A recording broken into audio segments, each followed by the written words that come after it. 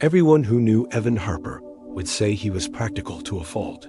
He trusted locks, routines, and explanations that made sense. That was why, when something woke him at 2:11 a.m. in his quiet Sacramento apartment, he immediately searched for a logical cause. The sound was soft, almost polite. A faint click, followed by a slow, careful creak. Evan opened his eyes and stared at the darkness across his bedroom.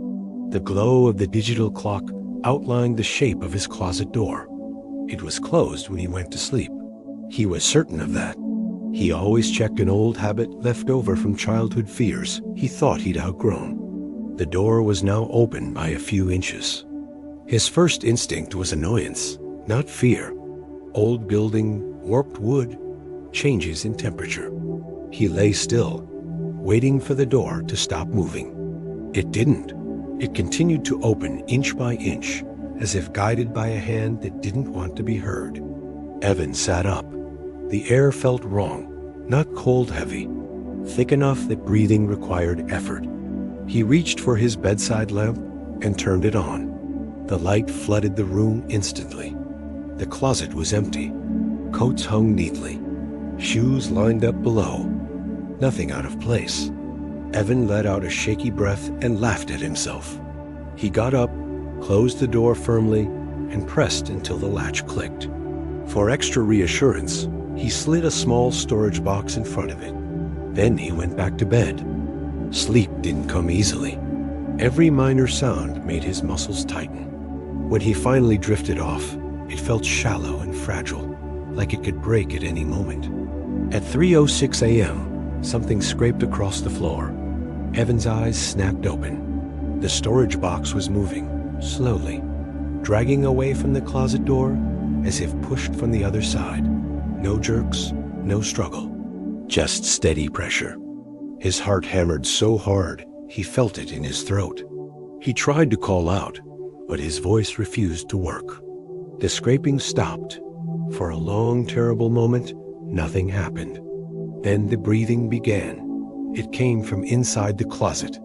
Deep, measured breaths, as if whoever or whatever was there had all the time in the world.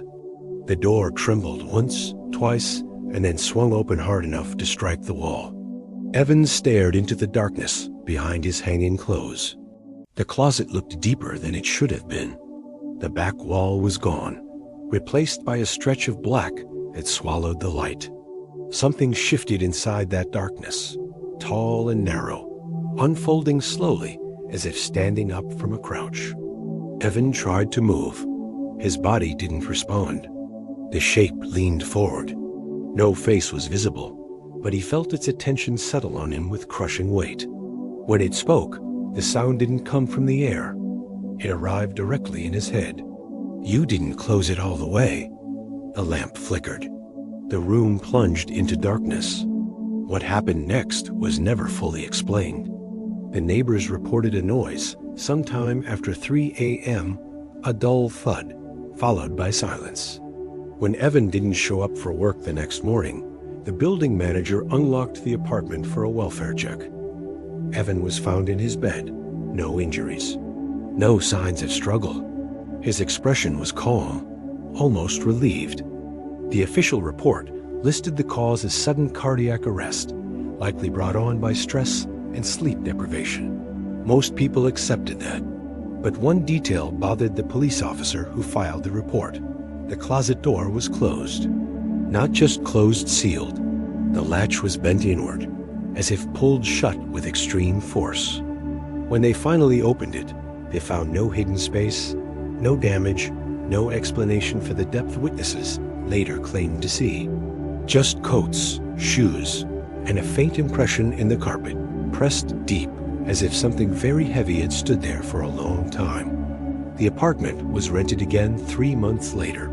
The new tenant complained about poor sleep, about feeling watched, about waking up to quiet sounds in the night that didn't make sense. Management suggested earplugs and blackout curtains. On the 4th night, the tenant sent a message to a friend at 2:14 a.m. "Do you ever get the feeling," it read, "that something is waiting for you to notice it?" There was no reply after that, Maintenance later found the closet door slightly open, just a few inches. If you want to listen more real horror stories like this, please like, share, and subscribe. Your support inspires us to collect more real stories and bring them to you.